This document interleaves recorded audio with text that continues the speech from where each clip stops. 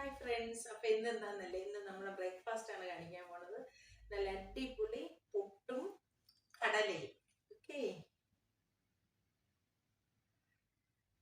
നല്ല പുട്ടും കടലയും.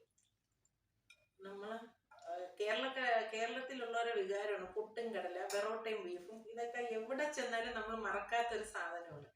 അപ്പം ആ പുട്ടിന്റെ പുറത്തോട്ട് കടല ഇങ്ങനെ കോരി ഒഴിക്കുക. അയ്യോ, സൂപ്പർ. അപ്പൊ കഴിച്ചു നോക്കട്ടെ എങ്ങനെ ഉണ്ടെന്ന്. നല്ല സോഫ്റ്റ് പുട്ട്, ഞാൻ നാട്ടിൽ നിന്ന് കൊണ്ടുവന്ന അരിപ്പൊടിയാ. നല്ല പുട്ടും കടലയും കൂടെ ഇങ്ങനെ കുഴച്ച്